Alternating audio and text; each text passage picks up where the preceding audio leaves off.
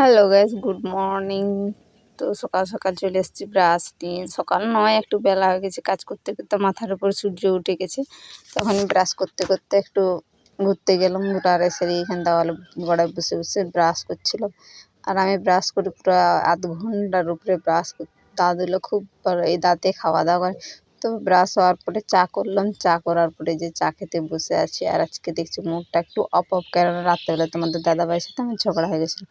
দেখছো এই ঘরটা আমার হতে পারেনি, এই ঘরে আমি থাকবো নি। আর এরকম ব্যাপার হয়ে যাচ্ছে, মানে এত ঝগড়া করছে, একটু কথা ঝগড়ায় আর হচ্ছে কি বলবো, মুড খারাপ। আর এই যে ফ্যানটা নিয়েছো না, ফ্যানটা আমার টাকায় কিনা, কিন্তু আমাকে বাতাস খেতে দেয়নি। এত হিংসুটি তোমাদের দাদাভাই, ধারণার বাইরে। তো সকাল সকাল চা খাওয়ার পরে দেখছি মিস্ত্রি বাবুরা চলে এসছে। তো গাছ কাটার জন্যে চলে আসছে এখানে। দেখো গাছে উঠে গেছে অলরেডি, গাছ কাটা হচ্ছে।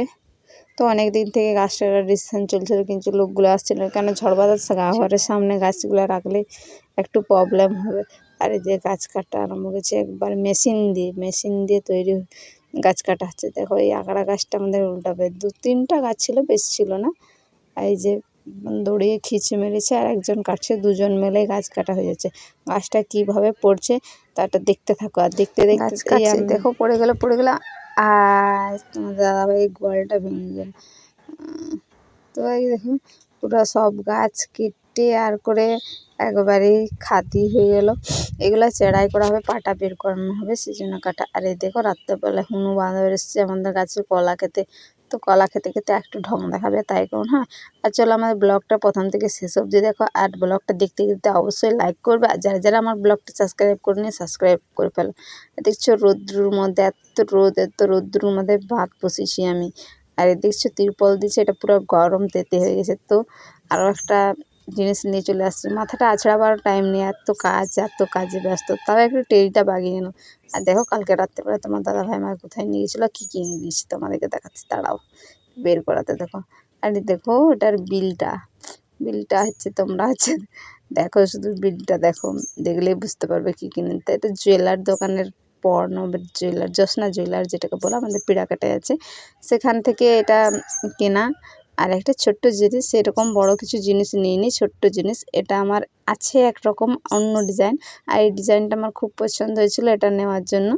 তাই জন্য এটা খুলতেই পারছিলাম রে বাবা। আর এই দেখো ছোট্ট পাড়া একবারে, এটার প্রাইসটা হচ্ছে 1000-এর মধ্যে হয়ে গেছে। বেশি এও নয়, বেশি ভারীও নয়, হালকার মধ্যে নেওয়া হয়েছে। মানে 1000 টাকা আমার কাছে অনেক বড় ব্যাপার। আমাদের তো সেরকম ইনকামও নেই, তোমার দাদাভাই ইনকাম করলে তাহলেই চলে। আমার তো ঘরে বেকার, যাই টুকটাক ব্লগ করি আর কত ইনকাম হবে বলো। তো তোমাদের হেল্প লাগবে এই ব্লগটা আমার সাকসেসফুল করতে। অবশ্যই আমার চ্যানেলটা সাবস্ক্রাইব করলে, তোমরা আমার ভালোবাসা দিলে আমি ঠিকই আর একদিন একটা বড় স্বপ্ন নিয়ে, মানে স্বপ্ন মনে থাকলেও স্বপ্নটা পূরণ হচ্ছে না, কী বলবো। আর এখন রৌদ্রুর সময় যেহেতু একটু শসা খাবো। তো কে কে আমার মতন পছন্দ করে শসা খেতে অবশ্যই কমেন্ট করে জানাবে। আর হ্যাঁ, কে কোথা থেকে দেখছো আমাকে অবশ্যই কমেন্ট করে জানাবে। মানে আমি দেখছি আমার ব্লগ অনেকেই দেখছে, আমার আগের ব্লগটায় অনেক ভিউজ হয়েছে, সেই জন্য অনেক ধন্যবাদ সবাইকে যারা আমার ভিডিও দেখছে। আর যারা দেখছো না তারাও আমার ভিডিওটা চটপট দেখে নেবে আর চটপট সাবস্ক্রাইব করে নেবে। তো আমার বলতে বলতে আমার কাটা হয়ে গেল। দেখো একটু নুন লঙ্কা দেবো, নুন লঙ্কা না দিলে শসার কোনো মর্যাদাই থাকে না।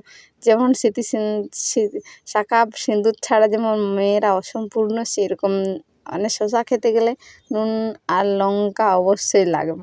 আর নুন লঙ্কা দিলে এবার খেতে সেই লাগে, সেই মানে ভাবতে পারবে না। যারা দেখছো তাদেরও জিভে জল চলে আসবে। আর আমার তো আগের থেকে শসা যখন থেকে কাটছি, আমার জিভে জল টক টক করছে, চলো এই পর্যন্ত।